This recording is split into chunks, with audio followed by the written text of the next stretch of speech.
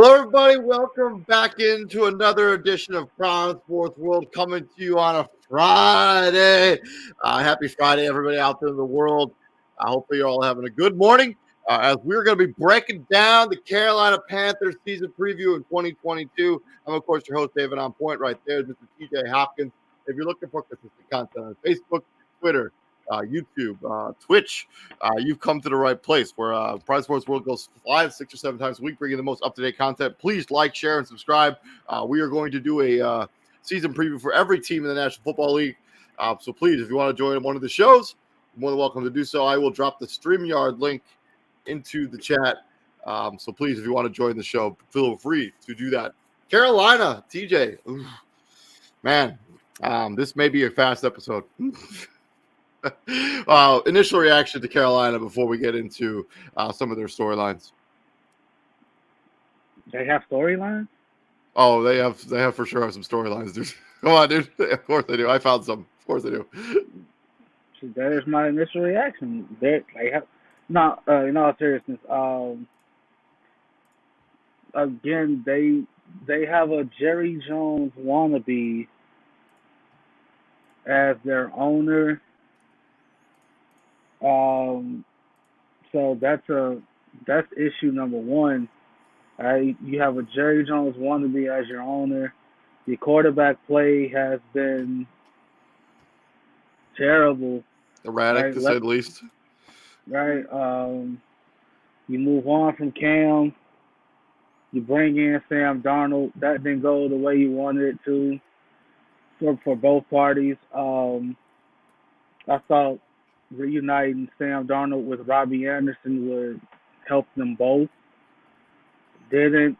You tried the XFL to NFL pipeline with PJ Walker. That didn't work. Yeah, it's for sure. Carolina is for sure in some sort of they're in like the longest rebuild ever. Like it feels like since they went to the Super Bowl, they've been sort of rebuilding, and it hasn't gone particularly well. This is a franchise that kind of lacks a direction, lacks a clear focus when it comes to this franchise right now. It doesn't really seem like they know what they want to be because they drafted like they're going to be semi-competitive this season, and they don't have draft picks because they traded them all away for to try to be competitive now, and it hasn't worked out. It's probably one of the understatements of the year because it for sure has not worked out. Carolina is continually they play in a terrible division, but they're still the worst team in it by a long shot. And McCaffrey, they're only as good as Christian McCaffrey is, right? And when he's there, they're at least somewhat competitive. When he's not there, it's not even close. Yeah, he's the engine that runs that entire offense. And he was linked. Let's get into those storylines. We'll talk about Chris McCaffrey here in a second. So we'll talk about the 2022 season storylines. We're just talking about Matt Rule. We talked about yesterday. We talked about Ryan Tannehill, make or break season for Ryan Tannehill. Is this a make or break season for Matt Rule? I mean, because of who's running the show, it is. All right, like when Matt Rule took this job, they gave him a 6-year deal for a reason because he took the job understanding like, yo, this is not a quick turnaround. This is not going to be something this isn't a year 1, year 2, year 3 fix. This is a lengthy process, and I liken his hire to what San Francisco did, right? You hire a first-time GM and John Lynch. John Lynch. You hire Kyle Shanahan as a head coach, and you give them both 5-year deals out the gate. So that was them saying like, hey, we the San Francisco 49ers are not in a good place right now. So we're going to give this new regime the adequate time necessary to get this train right back on track. Now, some of that, the organization does have to help them out, right? John Lynch has to do his part, right? He has to draft right. He has to hit on said draft picks. So his drafting of what's his name? Oh, the edge rusher. You're They talking go about Nick Bosa or the not Nick Bosa, the one before. you're talking about Solomon Thomas. Yeah, like not the drafting of Solomon Thomas is forgiven because you find gems like a Fred Warner and a George Kittle, right? And they mask the lack that he provided. And you go to Carolina, right? No, they're just for some reason they're just not on the same accord. They gave Matt Rule a 6-year deal. That allowed him to hire whoever he wanted at OC. They fired his personal choice at OC, Joe Brady, after 1 year. And That Joe first Brady, year, was a for sure hot shot assistant coach when he was hired for sure. I mean, he worked with LSU, he Joe, worked with that Joe yeah, Burrow offense. Joe Brady was the guy that turned Joe Burrow from 7th round draft pick to first overall pick and Heisman winner. Yeah, in basically 1 year. That's what Joe Brady did, right? You can talk about all the weapons Burrow had at LSU. Don't matter. You still got to produce, right? So this is a make or break season for Matt Rule just because of who's running the show. They have I also think that this team is not really. I mean, they have a lot of money spent and they've used draft capital. He hasn't really gotten them in a better place today than when he got hired, and so I would be frank with you. I'm shocked he still has this job. But what part of that is his? What part of that is his fault? Like you have to give me adequate pieces to work with. True, and his best player has been in and out of the lineup. That's really not his fault. They have not given him a quarterback that's been outside of Sam Darnold was decent for part of the season, but outside of that, they have not had quarterback play that's been even close to adequate. Yeah, I mean, they do have some nice wide receivers on this roster, but I think. I think if they don't make the playoffs this season, I think he's going to get fired. I think it's 4 seasons in a row they've kind of regressed in, every season, and you can't. That's not going to fly in the National Football League, regardless of who the owner is. I mean, you had Matt Nagy, who was the head coach of the Chicago Bears and made the playoffs the season before, and then gets fired the next season. Like it's be like that sometimes. And Matt Rule hasn't even had even close, even a little bit of the success that a Matt Nagy has had through 3 seasons of his coaching career. Well, Matt Nagy also had a bit of a track record because he was an OC on a team that won a Super Bowl. Yeah, on with no. So no, he was already. Yeah, he may have been gone by then already. Actually, I think so. I think he might have been. I think Eric Miami was already the OC of that team that won the Super Bowl. So, but nonetheless, he was an OC for a team, like for a competitive team. Matt Rule took this job fresh out of college. He had no NFL experience. This is it. It's true. It's true. I mean, yeah, he doesn't. I mean, it's also all the testament to how smoothly that jump from college to the pro game is. I mean, only really Pete Carroll's navigated any kind of way that's been remotely successful. And Harbaugh. I guess, yeah, true. So, yeah, I feel like no matter what happens to Matt Rule, I think he's going to land on his feet, whether that's a coordinator job in the NFL or if it's a head coaching job back at college. I guarantee, like, if he gets fired this year, there are going to be some college programs lining up at his door to try to bring him back to that level. It's just on him if he wants to go back down. It's how he views that, right? Like, do you view going back to college as a demotion in some kind of way, or do you want a redemption crack at the NFL? Well, and you're probably going to have to take a coordinator job to get back in the NFL's good graces before you get another head coach. I think that right there goes without saying. I don't think you have the tenure, the stint that he's had in Carolina, and then get another coaching job. Like you'd be surprised. Usually the guys who get, I know you hate the rehashing head coaches, but like usually if you get another coach who does because you had like some marginal of success at your first stop, he hasn't had anything close to that.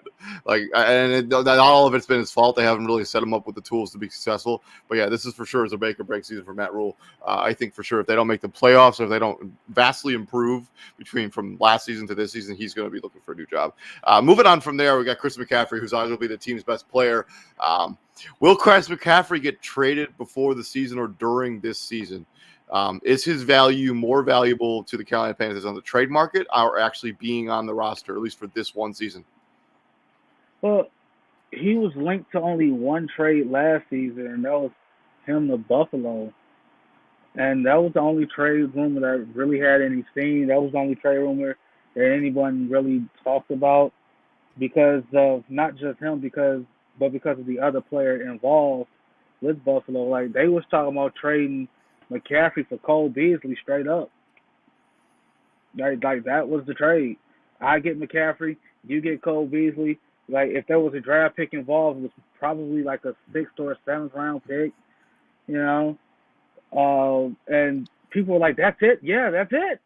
That's McCaffrey's value right now because he was beat to hell and wasn't playing." Now the only reason Cole Beasley was thrown into that trade was because last season was like they implemented the vaccine stuff.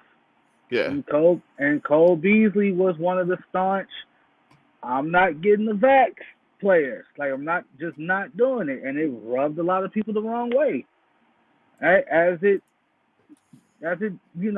probably should have in a team setting because I guarantee you there were multiple players across the entire league that was like, hey, I don't want this vaccine either, but I'm not letting it stop me from putting money in my pockets, which I need to pay for that private school I send my kids to and this mortgage I got on my house because the banks and shit don't care that I don't want the vaccine. They're going to repo my stuff if I don't take that pay. It's true. It's true. And yeah, So, I think, a lot of that has to do with the fact that, Chris McCaffrey, like, is he more valuable to the Carolina Panthers or would you rather have a 7th round pick? I think you'd rather have Chris McCaffrey, right? I think no 7th round pick you take is going to be better than Chris McCaffrey. No. Oh God, no. Like the loss you would take in that is beyond substantial. Like now, unless you feel that way about Chuba Hubbard to take over the mantle as RB1, right? Like he takes over, and he's capable of doing it. He's a good football player. Then go ahead, be my guest, right? He played in all 17 games last season. Didn't even eclipse 1,000 yards rushing, but I'm gonna chalk that up to the Hogs in front because their O-line was god awful. One of the worst offensive lines in football. Just terrible. Like it makes you appreciate Christian McCaffrey that much more because he has to do so much work just to get a net gain of 0 to make it a positive play. Right? I tend to agree with you. I think when we talk about Christian McCaffrey, I think I do think there's a potential that he'll get traded during the season. Before the season seems really unlikely. There aren't that many teams in the NFL right now that need a running back, especially one that's injury prone. And who's going to give up something actually tangibly valuable for Christian McCaffrey right now? Not a lot of people. The teams just don't exist. I think I ain't gonna say a lot of people because I think it really does depend on the team, right? Sure. If you're a like one of the top contending teams, like right, like if you're a KC or even back to Buffalo, like if you're even a Buffalo, right, like Kansas City, Clyde Edwards-Helaire, like he's okay. Right, like, he certainly hasn't been worth that 1st round pick they used on him a couple years ago. You know, I mean, like if you're the Chargers, you like the group effort, right? But you can't keep turning out 3 different running backs over the course of a game. At some point in time, well, I think Austin Eckler is their main bell cow. Like he probably gets like 86% of their touches in the running back position. Okay, that's fair. I'll give you that one. Yeah, but let's see it. Buffalo, like they running game ain't. They literally just drafted somebody I think they like. Well, I'm not going to give up anything worthwhile because I think they drafted Dalvin Cook's brother, right? Sam Cook or James Cook. James Sam. Cook. James Cook. It's not Sam Cook. That's a singer. Yeah, it's James Cook. But like nonetheless, like if you're a contender and you think you can get something out of Christian McCaffrey, go by all means make the deal. Right? Patriots make a lot of sense, even though they do have Harris on their roster and that other Damon guy. Harris. Yeah, Damon Harris. But like Christian McCaffrey would give them something different. The Raiders, right? Like outside of Josh Jacobs. Can you imagine the 1-2 punch of Josh Jacobs and Christian McCaffrey? It would be nice. They lost Jalen Richard. That would be. If you're gonna go all in, you might as well go all in if you're the Raiders, right? So, I think his trade, like if he's healthy, I never keep track of the NFL deadline because I think they move it like every year or so. I think it's like week 9. Okay, never mind. I said if it's like week 9, week 10, then if he's healthy enough by week 10, okay, so that point it's 10 games in the season, 10 games in the season. If he's played in 7 or 6 out of the 9, yeah, I think you can get maybe a 4th for him. Like if he's that healthy and he has the numbers to back up the production, you can get a 3rd or a 4th for Christian McCaffrey from somebody like from one of those top contending teams if they have the draft capital to make said move. If he's beat to hell again, then no. Yeah, I agree with you. Like he's stuck there. He's stuck there. Like you can't do nothing about it. So let's move on to the final storyline. The Planet quarterback. So right now on their roster, you have Matt Corral, you got PJ Walker, and you have Sam Darnold. There's been a lot of plays of Sam Darnold so far through OTAs and preseason, but I take that with a little bit of grain of salt. They have 4 quarterbacks. They have Davis Cheeks too. I literally know nothing about. And PJ Walker is still listed on their depth chart. Yeah, I think he's still there because I seen a picture of him. He's still practicing with the team. Like he's still on this roster. Still there. So Cam Newton's probably not going to be returning. They've been praising Sam Darnold in the offseason so far, but I take that with a bit of a grain of salt. What else were they supposed to say? Like not a lot of teams are going to come out and say, "Yeah, he looks terrible." Like we saw the same thing with Drew Lock year after year after year. They talk about him in preseason. Technically, I wish more teams would do that because we saw in Minnesota Mike Zimmer before he got fired. Right? I think Kirk Cousins was hurt.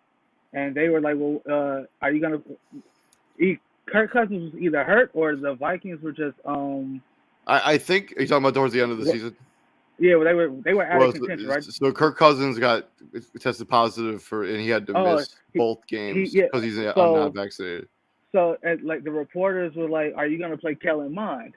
And Mike Zimmer was like, no, I see him every day. And it's like, damn! That's probably the reason he got fired. Like that reason right there alone. Like you just throw Kellen Mond under the bus like that. Like he's like no, and the reporter's like, why not? I see him every day. In other words, Kellen Mond ain't ready to step on the NFL field. So, obviously, you drafted Matt Corral to be the guy. Right? Did you? I mean, he took him in the 3rd round. That doesn't shout the guy. Well, obviously, you're out on Sam Darnold. You're out on PJ Walker. We're not even going to mention Davis Cheek because he don't even have a profile picture. Yeah, he went to Elon. They don't even have his age. They don't even have his age on the ESPN roster page. Yeah. For the they don't even know how old we don't even know how old this dude is. They don't know his date of birth. Like they don't have nothing. Like nothing. They just have 6'3", 215 Elon Davis Cheek number 4, right? So at some point, like obviously you're not throwing Matt Corral out there right now. Was it an ankle that he messed up in the Yeah. Not Mississippi State. Ole Miss's ball game? Yeah, it was an ankle. So this, like real talk, like this preseason, this training camp and preseason period is definitely going to be big because it's not only is it a make or break for Matt Rule, who's coaching for his job essentially, he's gonna have to make that tough call. Like, damn, do I go with Sam Darnold? What if Matt Corral come out and light it up in Then you training go, camp and you preseason? you go with him. I mean, Right? you go with because Sam Darnold is obviously the experiment hasn't worked there. I mean, you go with whoever gives you the best chance to win. I mean, if Matt Corral gives you the best chance to win, that's who you play. If Sam Okay, now, Darnold gives you the best chance to win, that's okay, who you play. If PJ Walker somehow gives you the best chance to win, that's who you roll with this season.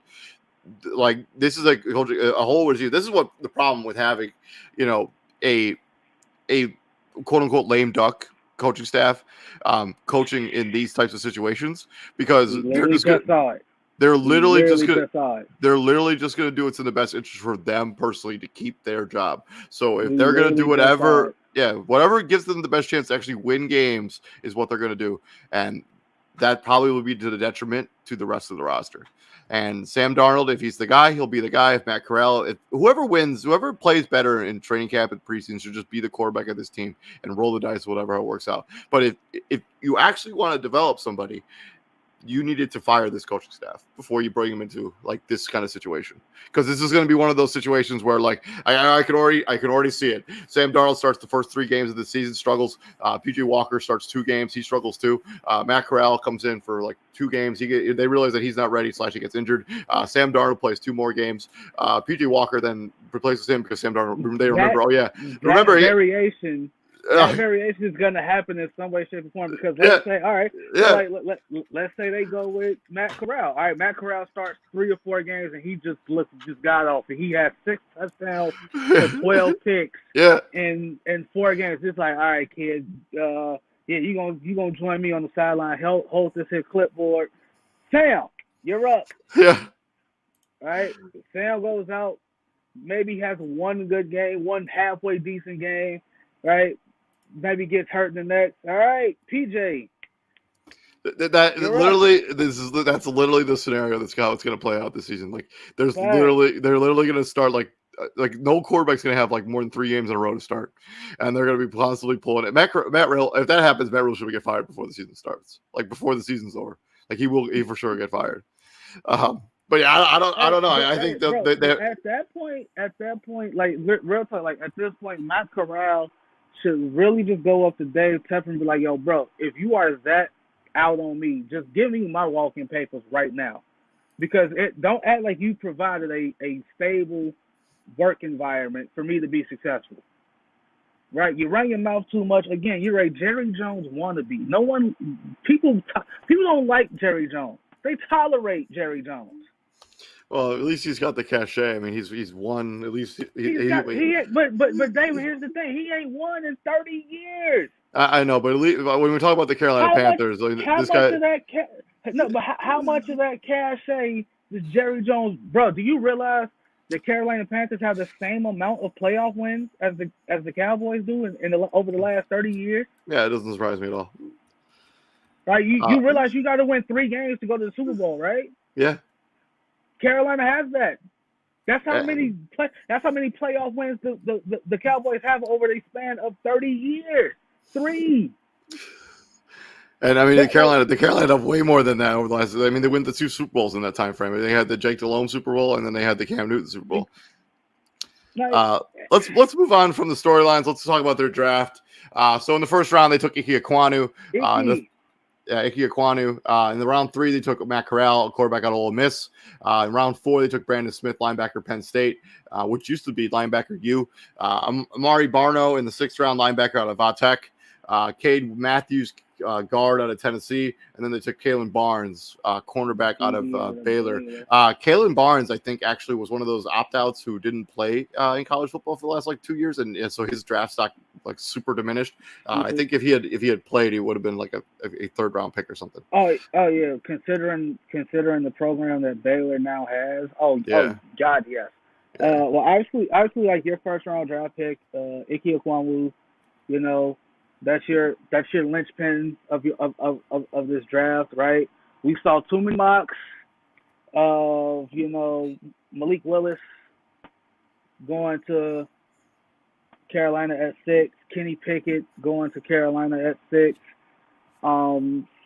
different other players, but like I think the real head scratcher was the 2 quarterbacks going all the way up at 6, going top 10 when in reality, everybody was like, I'd be shocked if any of these quarterbacks went in the first round, let alone the top 10. And lo and behold, they were right. And Kalen Barnes actually was the guy who ran that crazy 40 time, 4.23, fastest 40 time in the draft. Damn, he was moving. Yeah, But and he went to Baylor, who was recruited by Matt Rule. So pretty good. So yeah, obviously Ike Ekwomu, he starts left tackle, right tackle. Left tackle. All right, so he's your left tackle out the gate. Boom. Yep. And I love this pick. I mean, they could have easily have reached for a quarterback, but then this is how you build the foundations of a good franchise. You need to build it in the trenches before you can build up the skill positions. It's something you talk about all the time. But so if you don't have good stuff in the trenches, either a defensive tackle, defensive edge, or offensive line, your everything else is basically irrelevant. Like, you need to have good stuff in the trenches, and taking Ike Ekwomu, who's in the conversation for being the first overall pick in this year's draft, to get him at 6 is a pretty good pick, and it's pretty good value. For an offensive line that gave up 52 sacks last season, which is a lot. By the way, it's a lot. That's a lot, and 4 different quarterbacks. Yeah. Well, 3 different quarterbacks played, and they had one receiver attempt to pass. A pass. I don't know what that was about. But to your point, yeah, it all starts up front. Why? Because a good running back averages 4 yards a carry. I say this, David can attest to this. I say this all the time. You want your running back to average 4 yards a carry. That 3 yards in the cloud of dust. That's 4. Yep. 4 on the dot. Why? Because you first and 10, second and 6, second and 6, third and 2, third and 2, first down. All right. Chuba Hubbard, because he got the most carries, 172 carries, 3.6. Ain't terrible, but he's below what you would want your running back to average. Right? McCaffrey with 99 carries averaged 4.5 yards per carry, but he only played in 7 games. Yeah, and moving on to Matt Corral. We kind of touched on him a little bit. He's because of the ankle injury. He's probably going to be sitting for most of the season, or should be. On the depth chart, he's listed as the second quarterback. So Sam Darnold is the starter. Matt Corral's right behind him. PJ Walker's third. That's just kind of how they're going with it. So yeah. And then they traded up. They traded to get 120. They traded to get Brandon Smith, linebacker out of Penn State. This doesn't really make a whole lot of sense for me. The trade itself, they traded up to get him. This is a team that needed draft capital, and for you to trade 5th round picks away just doesn't make a whole lot of sense. Especially when you have no second. With that being said, Brandon Smith should be a good football player. I mean, he went to Penn State. They have a long history of producing good linebackers in the National Football League. Yeah. So, and they took back-to-back linebackers. I would have probably built up this offensive line this more. I mean, they took an offensive lineman with the pick number 6, and then they don't dress it again until the 6th round. For an offensive line that gave up 52 sacks last season, it's not really it just doesn't make a whole lot of sense. Cade Mays should be a good football player, though. Yeah, out of Tennessee. Played 5 different positions in college, including center. You literally can put him anywhere. And you need that. You need that versatility. Same thing with Amari Barno out of Virginia Tech. I think what a lot of people tend to do is they focus on the school a little bit too much for my liking. Like, when you say a guy like Cade Mays played 5 different positions on the offensive line, but he goes to Tennessee, and that's just like, oh, they didn't win a lot, but Tennessee that's SEC country, and that's 5 different positions on the offensive line. That's impressive. Yep, 6'5", 311 pounds. Actually began his college career at Georgia, but then decided to transfer back to where he's from, Tennessee. So it was kind of like a homesick kind of situation. In fact, that he played with Tennessee. I mean, it's still SEC country. It doesn't matter. And we find every season we see players get drafted from like middle of freaking nowhere, and they still end up being really good football players. Like, it doesn't. If you play somewhere, the NFL is going to find you. Facts, especially if you're good. Yeah, And they got a bunch of dudes on this defense. Like, Matt Ioannidis was kind of a castaway out of Washington. Corey Littleton has bounced around since he left the Rams. yeah, Right? He was a part of that team that went to the Super Bowl, yeah. the first go round, Yep. lost. Dante He needs Jackson re-signed with his team in free agency as the cornerback. He was kind of a he was better as a kick returner than he was as a corner for the Tennessee Titans while he was there. yeah, Rashawn Melvin, shout out to NIU. Like this is what he is now. Journeyman DB across Man, the. he's for sure lasted longer in the National Football League than I thought he would. So good for him. But the thing is, like he's like low key produced. He's been solid everywhere he's been. Yep. Right, Yeah. and that's He's how you. been a That's how very you, good. He's been a very good nickel corner. that's Let's how move you on. say it. Let's move on from the draft and actually talk about free agency a little bit. So here's their major roster shakeup. Austin Colbert, Johnny Hecker is a punter as auditions. Xavier Woods, not the WWE wrestler, the safety. And then they added Damian Wilson, key departures: Hassan Reddick, Stephon Gilmore, Daquan Jones, Cam Newton, AJ Bouye. They also, as I mentioned, they re-signed Dante Jackson, the corner that was originally drafted by the Titans.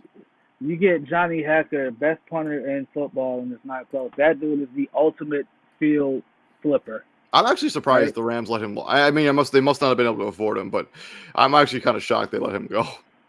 Like that is the ultimate. Like that is the best punter in football. If you can find me somebody better than Johnny Hacker, then you got it. Like that dude right there is the ultimate field flipper, and it's not close. I was kind of surprised. Nah, I'm lying. I'm not surprised they let Stephon Gilmore go. I am kind of surprised they let Hassan Reddick walk though. Well, I think Hassan Reddick wanted to go back to Philly, like where he's from, because he went to Temple. I think that's Yeah, where he he did go to wanted. Temple. Yeah, so I think he wanted to be back home. Um, you know, they also, signed some other guys. Sean Chandler re-signed with the team. Marquise Haynes also agreed to stay with the team. Deontay Foreman, the running back, The running back. should give them some depth at the running back position behind Chris McCaffrey and Chuba Hubbard. They signed Rashad Higgins away from the Cleveland Browns, I do believe. 1-year deal, very little risk. They did another, then Matt Ioannidis, Johnny Hecker, Brandley Bozeman should be the starting center for this team moving forward. Corey Lidley as well, another player that they've added, Rashad Melvin, as you mentioned. So I think in free agency, I think, I mean, the names that they've lost are pretty notable, but I think, AJ Bouye is kind of a shell of himself. Stephon Gilmore, I always felt like that was just a 1-year rental. He was just there just to. I'm not even sure why. I'm not sure why Carolina gave anything worthwhile to get him. I think I wouldn't even call the Stephon Gilmore trade a 1-year rental. I just think that was one of those situations where it's like, hey, my time here at this place has ended. Right? Just get me out of here. I don't care where you send me. That gave me that kind of vibe because you left New England. Well, you didn't leave. Like you got shipped from New England to Carolina, and yeah, it was like that. Like that was the situation. Yeah, AJ Bouye ain't been the same since Saxonville, right? Like let's be honest. It's true. Cam Newton, I think this is it for Cam. Right? If I'm him, like you can talk all you want. Like there ain't 32 quarterbacks better than you. Yes, Cam. Yes, there. Yes, there are. Yes, they are. Right? Like I was pulling for you. Like David can attest. Like I was pulling for you. Like when you scored that touchdown against Arizona and you snatched your helmet off, yelling, "I'm back." David, what did I say? I love it. I am here for it. I hope you do it every time.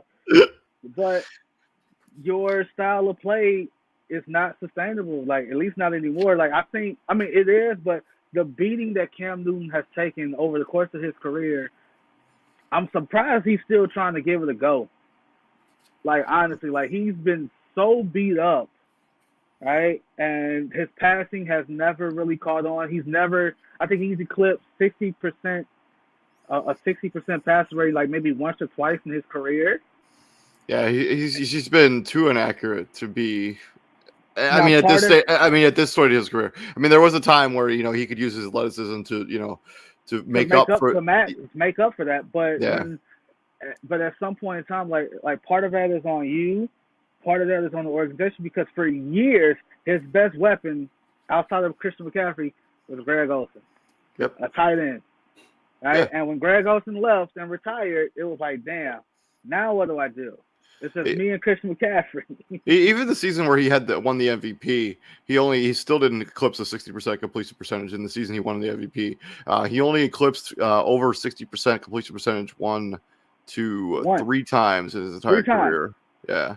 And one of those seasons was that season in New England where he threw 65%, and then in 2018 he threw for nearly 68% completion percentage, and then in 2013 he threw for 62% completion percentage in that season. But other than that, he has not. Obviously, right now, obviously, like Cam, you're not gonna be, you're not gonna make the NFL Hall of Fame. But you had a more, I mean, I'm not so sure. I'm not so sure he won't. Like, bro, like you had this is it for Cam Newton, bro. You had a great career. You accomplished more than most could ever dream. NFL MVP, Offensive Player of the Year, Rookie of the Year, obviously you want to make more than one All-Pro. You were a 3-time Pro Bowler, right? You have over 32,000 passing yards. And we just talked all that smack about you not being an accurate passer. You have 32,000 passing yards. You must have been doing something right. Yeah, it's true. I mean, also, I think if you were to ask a 18-year-old Cam Newton what his career looked like, I don't know if he would have projected this. Like, I think he's been better than even his projections. Like, he goes to Florida, he's not going to pay over Tim Tebow, so he transfers out of there. He gets in trouble. Yeah, he gets in trouble. And then he ends up taking Auburn. Yeah, he had to go to like a community college or a JUCO college first, win there. Community college. And then he goes to Auburn and wins the Natty. And then he goes to the NFL as the first overall pick. Like Cam Newton, if you ask 18-year-old Cam Newton what his NFL career would look like, I think this is probably better than what he'd even project. So good for Cam Newton. But yeah, it's probably seriously. Like if this is it, like Cam Newton has nothing to hang his he's willing to accept the backup role now, but it's when you talk the way you talk, when you say certain teams ain't gonna want Cam Newton as a backup because you're too big of a personality, you're shooting yourself in the foot, bro. You're not doing yourself any favors. Yeah. Right. As for their other ambitions, Austin Colbert is a pretty good guard. It should give them some stability in the offensive line. Xavier Woods is kind of that. He's a guard. Okay, never mind. Keep going. Yeah. He played for the Rams last season. They signed him to a 3-year deal. And then Xavier Woods is kind of that one. If you need a safety, and you need because he was on Dallas last season, he spent a lot of time in Minnesota.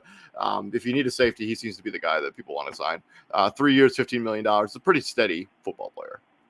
That. But yeah, I mean, looking at their free agency, this is kind of what you get when you're the Carolina Panthers. I mean, your team players are willing to take less to go to desirable locations.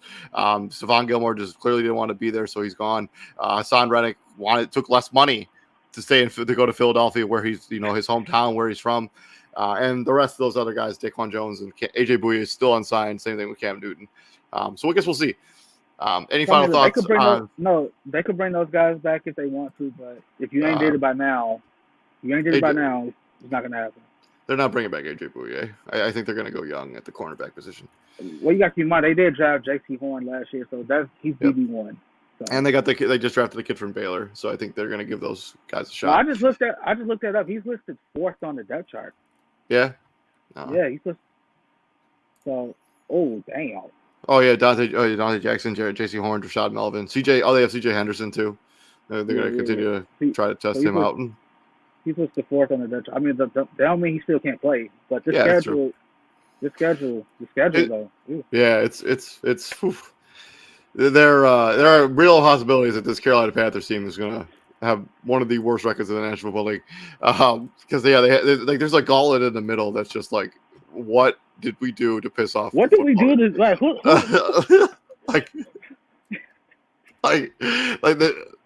If you know what the gauntlet I'm talking about, like look at this middle of this roster. It's like you get Arizona, San Francisco, the Rams, Tampa Bay. You get a break in Atlanta, sorta, and then you go to Cincinnati, Atlanta, Baltimore, Denver. Like what?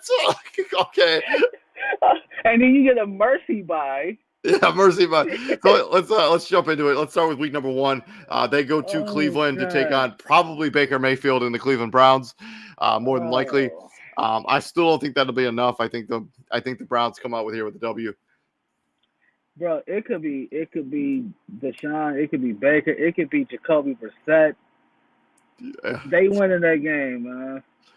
And then they go to New York to take on the Giants.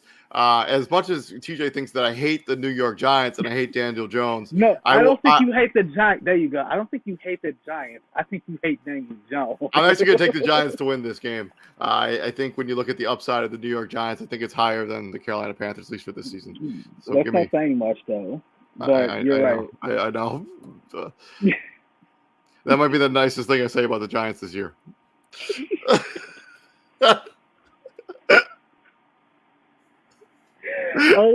And then they go to New Orleans. No, New Orleans. No. New Orleans goes there. Oh no, New Orleans goes there. Which divisional opponent? They always tend to play each other tough, somewhat.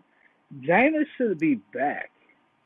Yeah, right. Yeah. Jameis. I mean, he's trending in the right direction now. Well, we'll talk about Jameis in another episode, but I'm But pretty whether sure it's Jameis or Andy Dalton, and New Orleans has their own issue to deal with. Michael Thomas is still what the hell's going on with that.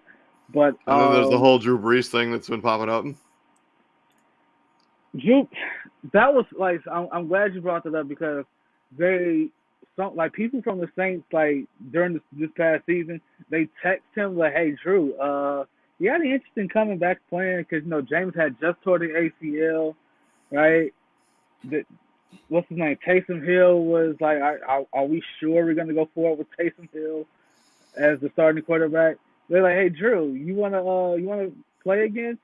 You know what Drew Brees did? You know what his answer was? Like, do you want to know? Like, he sent them a picture of him on the golf course. That man is done. That man is done.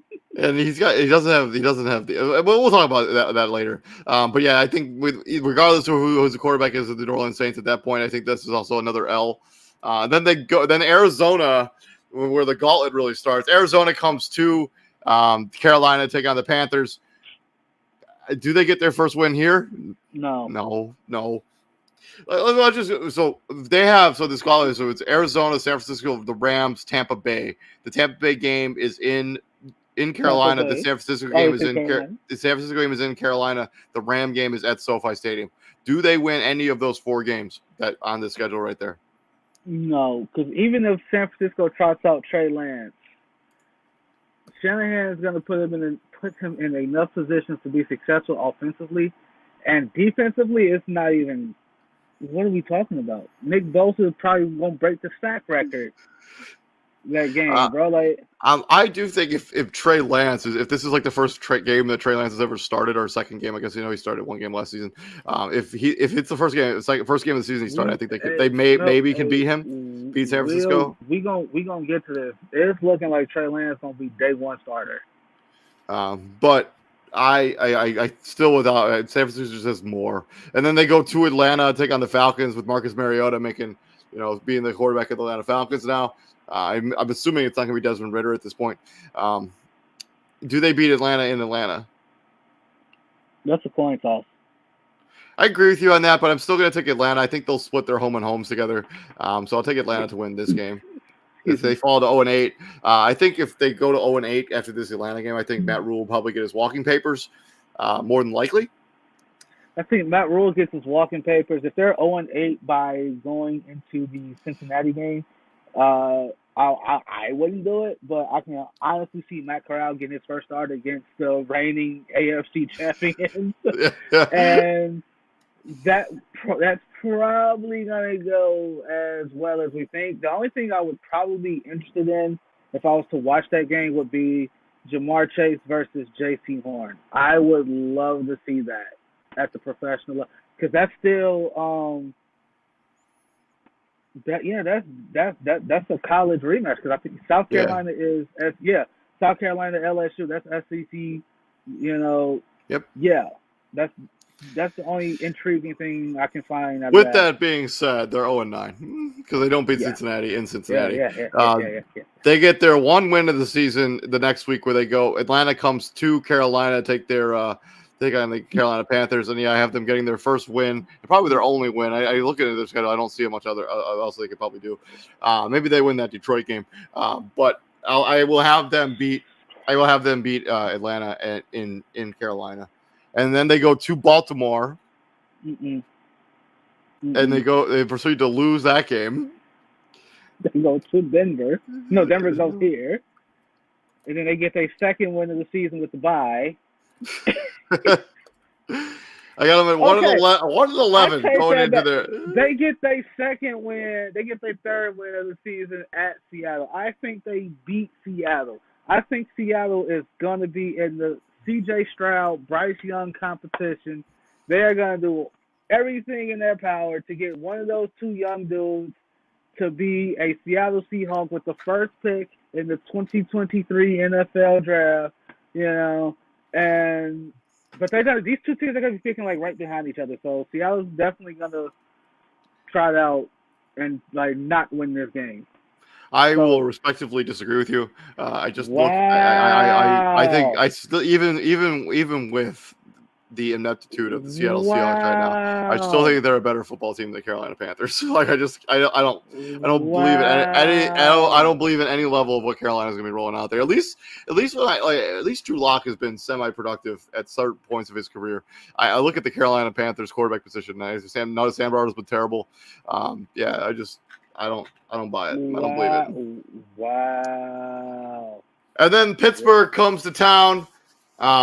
No matter who the quarterback is at this situation for the Pittsburgh Steelers, I think they get the W against the Carolina Panthers, dropping them to 1-13. You really don't think they beat? You really think they beat Seattle? Like Yeah, lose to Seattle? yeah, Well, you got them losing to Seattle, right? yeah. Okay. I got them beating Seattle. I do think that game could go either way, but I just think that when you look at it, the game is in Seattle. If this game was in Carolina, I'd for sure pick Carolina. But that home field advantage is still an aspect. Even though at this point of the season, nobody showed up to Seattle games in week like was it 12, and they're probably like 2-12 going like. Okay, okay, okay, Let's see that okay, 12th man show up when you have like 2 wins on the season. okay, okay. They lose to Detroit. I agree with you on that. I They think they lose do. I to lose with Detroit as well. This game is in Carolina. I don't think it matters. Detroit. You called me a hater last time, but I actually think Detroit is better than some of the predictions I made with last time when I talked them beating them losing to the Jaguars, where you had like you lost your mind over. because that was just disrespectful. And they lose these last two games, man. Wait, no, yeah, they lose these last two games I because agree with you on that. like They go to no Tampa and then they go to New Orleans, and those are both L's. like knowing Tampa, like knowing not just knowing Tampa Bay, like knowing Tom Brady because of the odd number of games that we play now. Unless Tampa Bay absolutely for sure has a seed locked up to the point where no matter if they win, lose, or draw, they are stuck in that seed. That's the only way I see Tampa Bay sitting all they key guys, and even then, they could probably still win this game, right? Like if it's to the point where, again, if they got the top seed locked up, or they got that two, or they're like top three seed in the playoffs, no matter win, lose, or draw, they can't change their position. That's the only way I see them sitting Tom, Mike Evans, I and whoever. 100% agree with you on that. And New Orleans is going to be fighting for a playoff spot because they're just not good enough Facts. to have a bye. But yeah, this is so I have Carolina finishing the season 1-16. This is probably the worst team in the National Football League right now. I got them at 2-15. what 2-15. So yeah, they're Because going to that's for sure be in the CJ Stroud, Bryce Young sweepstakes. Like this is a team they're going to stink. If you're a Carolina Panthers fan, I apologize. It might be a long year. So with that being said, That's been our Carolina Panthers season preview. We are going to do the Actually, we're going to do the NBA content tomorrow. Game 4 is tonight in Boston. So we're going to be breaking down the last 2 games of the NBA playoffs. If the Warriors don't make some sort of adjustments, this series is going to be over fast. Real quick, who wins tonight? Who wins game 4? I'm gonna go Warriors, but I do not feel good about it at all. It's like when I watch the Warriors play, Draymond Green has become a distraction. Their offense has become stagnant. It's become a lot of one-on-one play. It doesn't make a whole lot of sense based on all the motion they used to run. And when I look at Boston, they're just bigger. They have more athleticism. They have bigger bodies that they could. Like Draymond Green's getting manhandled by Robert Williams. Like he has no chance whatsoever in that matchup. If there isn't some sort. Do you know that Jordan Poole's point per game has dropped 9 points? He's been terrible in this series. He averaged 19 in the regular season. He's down to 10 in the finals. He had one good quarter. Everything else about his game so far in the playoffs has been abysmal. And he only had that one good quarter when they were up by 15 already. Yeah. Well, so they've been unreliable. If Golden State doesn't make some serious adjustments, they're going to be packing. It's going to be over.